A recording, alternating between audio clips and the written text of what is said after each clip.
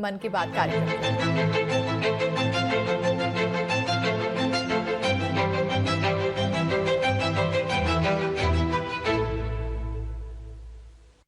मेरे प्यारे देशवासियों, नमस्कार। आज जब मैं आपसे मन की बात कर रहा हूं, तो मन में गहरी पीड़ा है। 22 अप्रैल को पहलगाम में हुई आतंकी वारदात ने देश के हर नागरिक को दुख पहुंचाया है।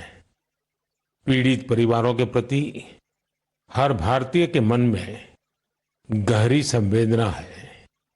भले वो किसी भी राज्य का हो, वो कोई भी भाषा बोलता हो, लेकिन वो उन लोगों के दर्द को महसूस कर रहा है जिन्होंने इस हमले में अपने परिजनों को खोया है। मुझे एहसास है, हर भारतीय का खून आतंकी हमले की तस्वीरों को देखकर खौल रहा है। पहलगाम में हुआ ये हमला आतंक के सरपरस्तों की हताशा को दिखाता है, उनकी कायरता को दिखाता है। ऐसे समय में जब कश्मीर में शांति लौट रही थी, स्कूल कॉलेजों में एक वाइब्रेंसी थी, निर्माण कार्यों में अभूतपूर्व गति आई थी, लोकतंत्र मजबूत हो रहा था, पर्यटकों की संख्या में रिकॉर्ड बढ़ोतरी हो रही थी, लोगों की कमाई बढ़ रही थी, युवाओं के लिए नए अवसर तैयार हो रहे थे, देश के दुश्मनों को, जम्मू कश्मीर के दुश्मनों को ये रास नहीं आया। आतंकी और आतंक के आका चाहते हैं कश्मीर फिर से तबाह हो जाए, और इसलिए इतनी बड़ी साजिश को अंजाम दिया। आतंकवाद के खिलाफ इस युद्ध में देश की एकता, 140 करोड़ भारतीयों की एकजुटता हमारी सबसे बड़ी ताकत है। यही एकता आतंकवाद के खिलाफ हमारी निर्णायक लड़ाई का आधार है। हमें देश के सामने आई इस चुनौती का सामना करने के लिए अपने संकल्पों को मजबूत करना है। हमें एक राष्ट्र के रूप में दृढ़ इच्छा शक्ति का प्रदर्शन करना है। आज दुनिया देख रही है, इस आतंकी हमले के बाद पूरा देश एक स्वर में बोल रहा है। साथियों, भारत के हम लोगों में जो आक्रोश है, वो आक्रोश पूरी दुनिया में है। इस आतंकी हमले के बाद लगातार दुनिया भर से संवेदनाएं आ रही हैं। मुझे भी ग्लोबल लीडर्स ने फोन किए हैं, पत्र लिखे हैं, संदेश भेजे हैं। इस जघन्य तरीके से किए गए आतंकी हमले की सबने कठोर निंदा की है। उन्होंने मृतकों के परिवारजनों के प्रति संवेदनाएं प्रकट की है। पूरा विश्व आतंकवाद के खिलाफ हमारी लड़ाई में 140 करोड़ भारतीयों के साथ खड़ा है। मैं पीड़ित परिवारों को फिर भरोसा देता हूं, उन्हें न्याय मिलेगा, न्याय मिलकर रहेगा। इस हमले के दोषियों और साजिश रचने वालों को कठोरतम जवाब दिया जाएगा। साथियों, 2 दिन पहले हमने देश के महान वैज्ञानिक डॉक्टर के कस्तूरीरंगन जी को खो दिया है। जब भी कस्तूरीरंगन जी से मुलाकात हुई, हम भारत के युवाओं के टैलेंट, आधुनिक शिक्षा, स्पेस साइंस, ऐसे विषयों पर काफी चर्चा करते थे। विज्ञान, शिक्षा और भारत के अंतरिक्ष कार्यक्रम को नई ऊंचाई देने में उनके योगदान को हमेशा याद किया जाएगा। उनके नेतृत्व में इसरो को एक नई पहचान मिली। उनके मार्गदर्शन में जो स्पेस प्रोग्राम आगे बढ़े, उससे भारत के प्रयासों को ग्लोबल मान्यता मिली। आज भारत जिन सैटेलाइट्स का उपयोग करता है, उनमें से कई डॉक्टर कस्तूरीरंगन की देखरेख में ही लॉन्च की गई थी। उनके व्यक्तित्व की एक और बात बहुत खास थी, जिससे युवा पीढ़ी उनसे सीख सकती है। उन्होंने हमेशा इनोवेशन को महत्व दिया। कुछ नया सीखने, जानने और नया करने का विजन बहुत प्रेरित करने वाला है। डॉक्टर के कस्तूरीरंगन जी ने देश की नई राष्ट्रीय शिक्षा नीति तैयार करने में भी बहुत बड़ी भूमिका निभाई थी। डॉक्टर कस्तूरीरंगन 21वीं सदी की आधुनिक जरूरतों के मुताबिक फॉरवर्ड लुकिंग एजुकेशन का विचार लेकर आए थे। देश की निस्वार्थ सेवा और राष्ट्र निर्माण में उनके योगदान को हमेशा याद किया जाएगा। मैं डॉक्टर के कस्तूरीरंगन जी को विनम्र भाव से श्रद्धांजलि अर्पित करता हूं। मेरे प्यारे देशवासियों, इसी महीने अप्रैल में आर्यभट्ट सैटेलाइट की लॉन्चिंग के 50 वर्ष पूरे हुए हैं। आज जब हम पीछे मुड़कर देखते हैं, 50 वर्षों की इस यात्रा को याद करते हैं, तो लगता है हमने कितनी लंबी दूरी तय की है। अंतरिक्ष में भारत के सपनों की ये उड़ान एक समय केवल हौसलों से शुरू हुई थी। राष्ट्र के लिए कुछ कर गुजरने का जज्बा पाले कुछ युवा वैज्ञानिक, उनके पास न तो आज जैसे आधुनिक संसाधन थे, न ही दुनिया की टेक्नोलॉजी तक वैसी पहुंच थी। अगर कुछ था तो वो था प्रतिभा, लगन, मेहनत और देश के लिए कुछ करने का जज्बा। बैलगाड़ियों और साइकिलों पर क्रिटिकल इक्विपमेंट को खुद लेकर जाते हमारे वैज्ञानिकों की तस्वीरों को आपने भी देखा होगा। उसी लगन और राष्ट्र सेवा की भावना का नतीजा है कि आज इतना कुछ बदल गया है। आज भारत एक ग्लोबल स्पेस पावर बन चुका है। हमने एक साथ 104 सैटेलाइट का लॉन्च करके रिकॉर्ड बनाया है। हम चंद्रमा के साउथ पोल पर पहुंचने वाले पहले देश बने हैं। भारत ने मार्स ऑर्बिटर मिशन लॉन्च किया है और हम आदित्य L1 मिशन के जरिए सूरज के काफी करीब तक पहुंचे हैं। आज भारत पूरी दुनिया में सबसे ज्यादा कॉस्ट इफेक्टिव लेकिन सक्सेसफुल स्पेस प्रोग्राम का नेतृत्व कर रहा है। दुनिया के कई देश अपनी सैटेलाइट्स और स्पेस मिशन के लिए इसरो की मदद लेते हैं। साथियों, हम जब इसरो द्वारा किसी सैटेलाइट का लॉन्च देखते हैं तो हम गर्व से भर जाते हैं।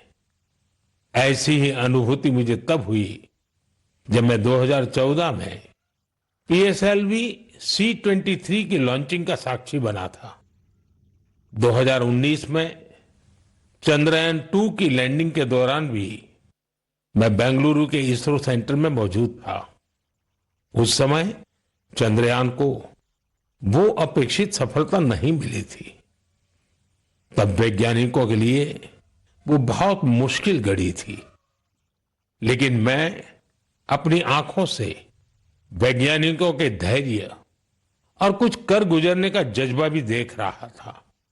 और कुछ साल बाद पूरी दुनिया ने भी देखा कैसे उन्हीं वैज्ञानिकों ने चंद्रयान-3 को सफल करके दिखाया। साथियों, अब भारत ने अपने स्पेस सेक्टर को प्राइवेट सेक्टर के लिए भी ओपन कर दिया है। आज बहुत से युवा स्पेस स्टार्टअप में नए झंडे लहरा रहे हैं। 10 साल पहले इस क्षेत्र में सिर्फ एक कंपनी थी, लेकिन आज देश में 325 से ज्यादा स्पेस स्टार्टअप काम कर रहे हैं। आने वाला समय स्पेस में बहुत सारी नई संभावनाएं लेकर आ रहा है। भारत नई ऊंचाइयों को छूने वाला है। देश गगनयान, स्पेडेक्स और चंद्रयान-4 जैसे कई अहम मिशन की तैयारियों में जुटा है। हम वीनस ऑर्बिटर मिशन और मार्स लैंडर मिशन पर भी काम कर रहे हैं। हमारे स्पेस साइंटिस्ट अपने इनोवेशन से देशवासियों को नए गर्व से भरने वाले हैं। साथियों, पिछले महीने म्यांमार में आए भूकंप की खौफनाक तस्वीरें आपने जरूर देखी होगी। भूकंप से वहां बहुत बड़ी तबाही आई। मलबे में फंसे लोगों के लिए एक एक सांस, एक एक पल कीमती था। इसलिए भारत ने म्यांमार के हमारे भाई बहनों के लिए तुरंत ऑपरेशन ब्रह्मा शुरू किया। एयरफोर्स के एयरक्राफ्ट से लेकर नेवी के शिप्स तक म्यांमार की मदद के लिए रवाना हो गए। वहां भारतीय टीम ने एक फील्ड हॉस्पिटल तैयार किया। इंजीनियरों की एक टीम ने अहम इमारतों और इंफ्रास्ट्रक्चर्स को हुए नुकसान का आकलन करने में मदद की। भारतीय टीम ने वहां कंबल, टेंट, स्लीपिंग बैग, दवाइयां, खाने पीने के सामान के साथ ही और भी बहुत सारी चीजों की सप्लाई की। इस दौरान भारतीय टीम को वहां के लोगों से बहुत सारी तारीफ भी मिली। साथियों, इस संकट में साहस, धैर्य और सूझबूझ के कई दिल छू जाने वाले उदाहरण सामने आए। भारत की टीम ने 70 वर्ष से ज्यादा उम्र की एक बुजुर्ग महिला को बचाया, जो मलबे में 18 घंटों से दबी हुई थी। जो लोग अभी टीवी पर मन की बात देख रहे हैं, उन्हें उस बुजुर्ग महिला का चेहरा भी दिख रहा होगा। भारत से गई टीम ने उनके ऑक्सीजन लेवल को स्टेबल करने से लेकर फ्रैक्चर के ट्रीटमेंट तक इलाज की हर सुविधा उपलब्ध कराई। जब इस बुजुर्ग महिला को अस्पताल से छुट्टी मिली तो उन्होंने हमारी टीम का बहुत आभार जताया। वो बोली कि भारतीय बचाव दल की वजह से उन्हें नया जीवन मिला है।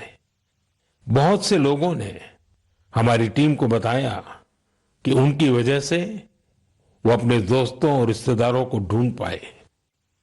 साथियों, भूकंप के बाद म्यांमार में मांडले की एक मॉनेस्ट्री में भी कई लोगों के फंसे होने की आशंका थी।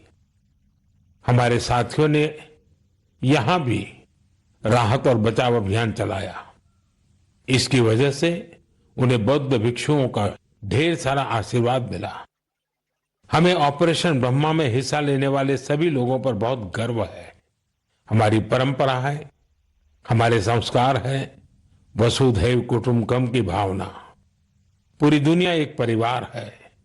संकट के समय विश्व मित्र के रूप में भारत की तत्परता और मानवता के लिए भारत की प्रतिबद्धता हमारी पहचान बन रही है। साथियों, मुझे अफ्रीका के इथियोपिया में प्रवासी भारतीयों के एक अभिनव प्रयास का पता चला है। इथियोपिया में रहने वाले भारतीयों ने ऐसे बच्चों को इलाज के लिए भारत भेजने की पहल की है जो जन्म से ही हृदय की बीमारी से पीड़ित हैं। ऐसे बहुत से बच्चों की भारतीय परिवारों द्वारा आर्थिक मदद भी की जा रही है। अगर किसी बच्चे का परिवार पैसे की वजह से भारत आने में असमर्थ है तो इसका भी इंतजाम हमारे भारतीय भाई बहन कर रहे हैं। कोशिश ये है कि गंभीर बीमारी से जूझ रहे इथियोपिया के हर जरूरतमंद बच्चे को बेहतर इलाज मिले। प्रवासी भारतीयों के इस नेक कार्य को इथियोपिया में भरपूर सराहना मिल रही है। आप जानते हैं कि भारत में मेडिकल सुविधाएं लगातार बेहतर हो रही है। इसका लाभ दूसरे देश के नागरिक भी उठा रहे हैं। साथियों, कुछ ही दिन पहले भारत ने अफगानिस्तान के लोगों के लिए बड़ी मात्रा में वैक्सीन भी भेजी है। ये vaccine rabies, tetanus, hepatitis B और इन्फ्लुएंजा जैसी खतरनाक बीमारियों से बचाव में काम आएगी। भारत ने इसी हफ्ते नेपाल के आग्रह पर वहां दवाइयां और वैक्सीन की बड़ी खेप भेजी है। इनसे थैलेसीमिया और सिकल सेल डिसीज के मरीजों को बेहतर इलाज सुनिश्चित होगा। जब भी मानवता की सेवा की बात आती है तो भारत हमेशा इसमें आगे रहता है और भविष्य में भी ऐसी हर जरूरत में हमेशा आगे रहेगा। साथियों, अभी हम डिजास्टर मैनेजमेंट की बात कर रहे थे और किसी भी प्राकृतिक आपदा से निपटने में बहुत अहम होती है आपकी अलर्टनेस, आपका सचेत रहना। इस अलर्टनेस में अब आपको अपने मोबाइल के एक स्पेशल ऐप से मदद मिल सकती है। ये ऐप आपको किसी प्राकृतिक आपदा में फंसने से बचा सकते हैं और इसका नाम भी है सचेत। सचेत ऐप भारत की नेशनल डिजास्टर मैनेजमेंट अथॉरिटी ने तैयार किया है। बाढ़, साइक्लोन, लैंडस्लाइड, सुनामी, जंगलों की आग, हिमस्खलन, आंधी, तूफान या फिर बिजली गिरने जैसी आपदाएं हो, सचेत ऐप आपको हर प्रकार से इन्फॉर्म और प्रोटेक्टेड रखने का प्रयास करता है।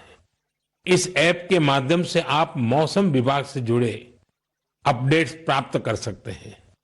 खास बात यह है कि सचेत ऐप क्षेत्रीय भाषाओं में भी कई सारी जानकारियां उपलब्ध कराता है।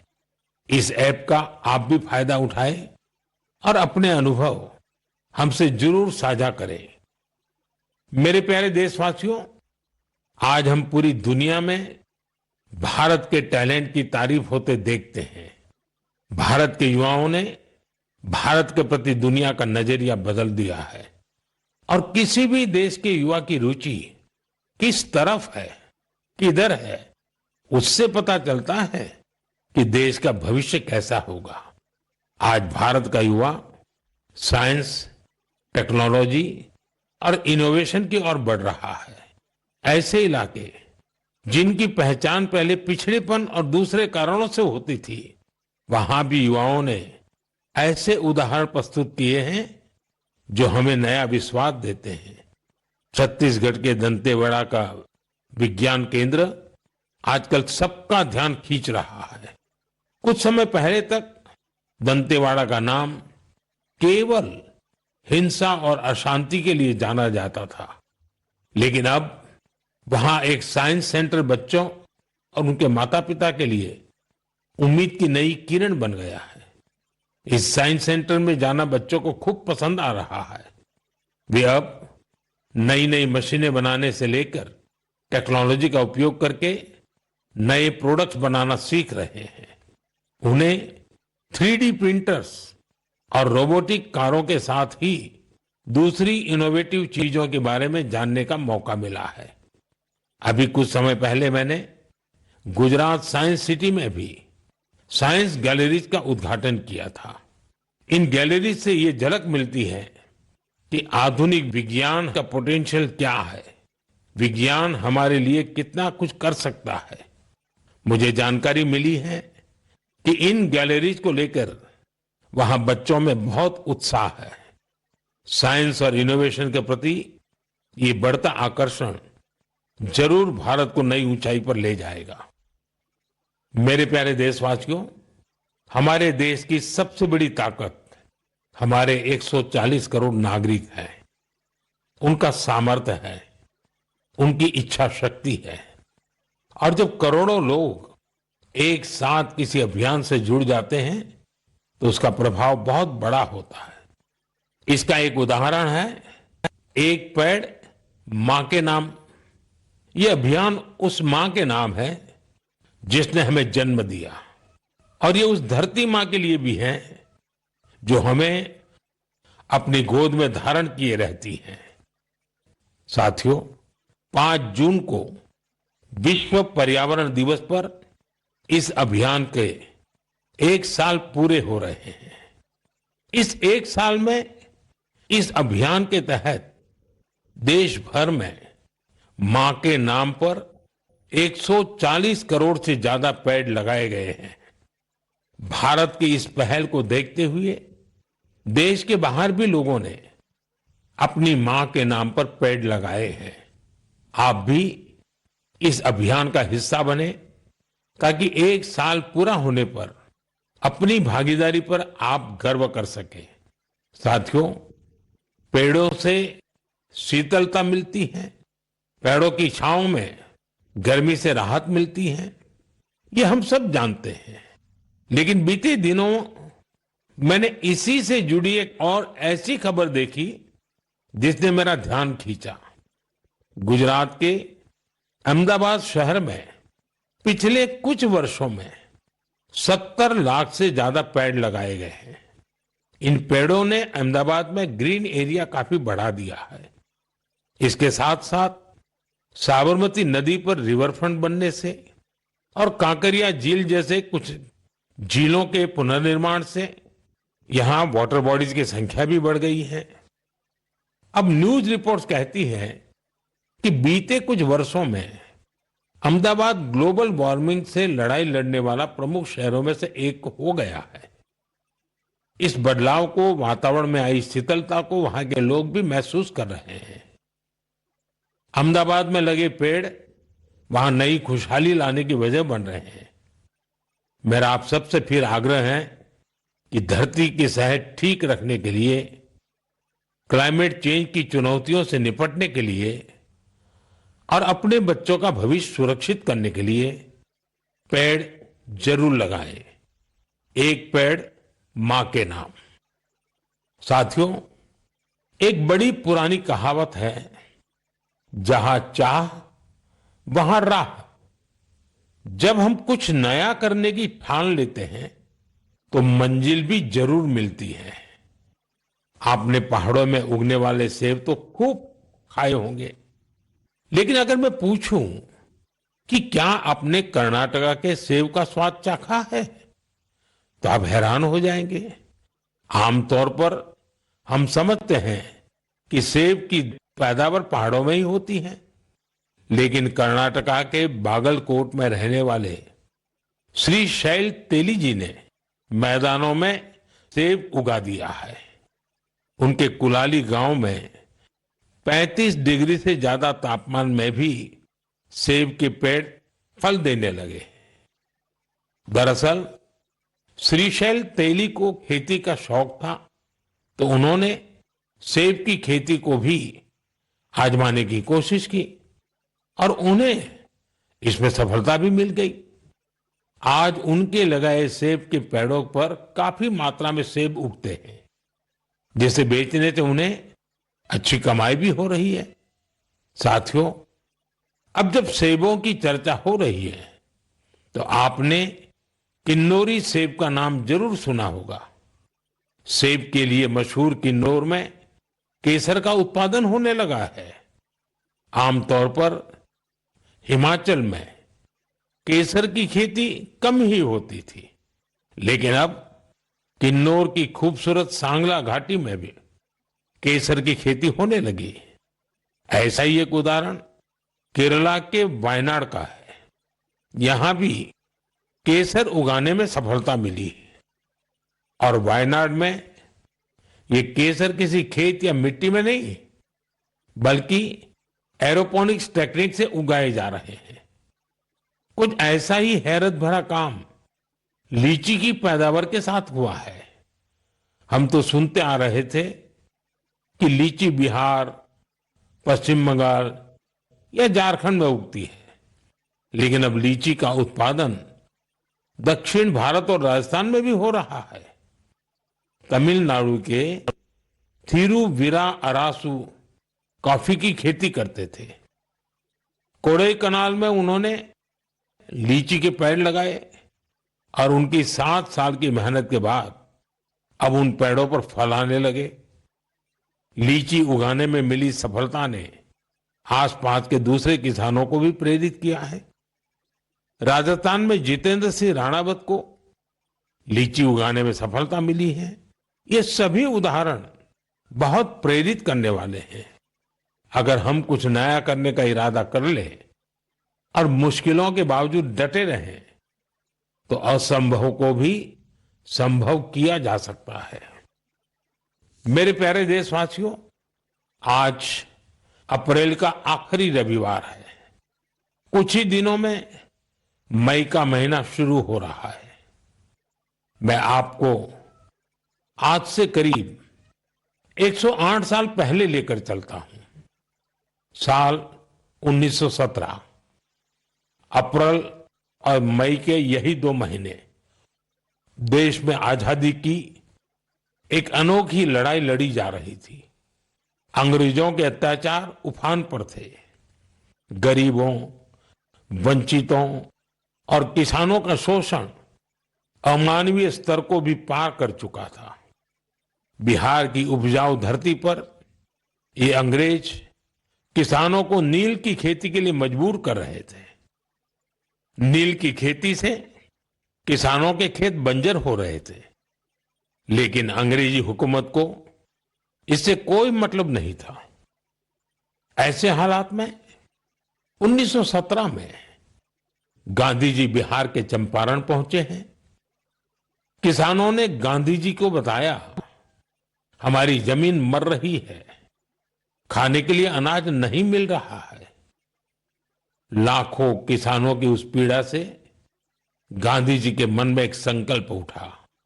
वहीं से चंपारण का ऐतिहासिक सत्याग्रह शुरू हुआ। चंपारण सत्याग्रह ये बापू द्वारा भारत में पहला बड़ा प्रयोग था। बापू के सत्याग्रह से पूरी अंग्रेज हुकूमत हिल गई। अंग्रेजों को नील की खेती के लिए किसानों को मजबूर करने वाले कानून को स्थगित करना पड़ा। एक ऐसी जीत थी जिसने आजादी की लड़ाई में नया विश्वास फूंका। आप सब जानते होंगे, इस सत्याग्रह में बड़ा योगदान बिहार के एक और सपूत का भी था, जो आजादी के बाद देश के पहले राष्ट्रपति बने। वो महान विभूति थे डॉक्टर राजेंद्र प्रसाद। उन्होंने चंपारण सत्याग्रह पर एक किताब भी लिखी, सत्याग्रह इन चंपारण। ये किताब हर युवा को पढ़नी चाहिए। भाइयों बहनों, अप्रैल में ही स्वतंत्रता संग्राम की लड़ाई के कई और अमिट अध्याय जुड़े हुए हैं। अप्रैल की 6 तारीख को ही गांधी जी की दांडी यात्रा संपन्न हुई थी। 12 मार्च से शुरू होकर 24 दिनों तक चली इस यात्रा ने अंग्रेजों को झकझोर कर रख दिया था। अप्रैल में ही जलियांवाला बाग नरसंहार हुआ था। पंजाब की धरती पर इस रक्त रंजित इतिहास के निशान आज भी मौजूद है। साथियों, कुछ ही दिनों में 10 मई को प्रथम स्वतंत्रता संग्राम की वर्षगांठ भी आने वाली है।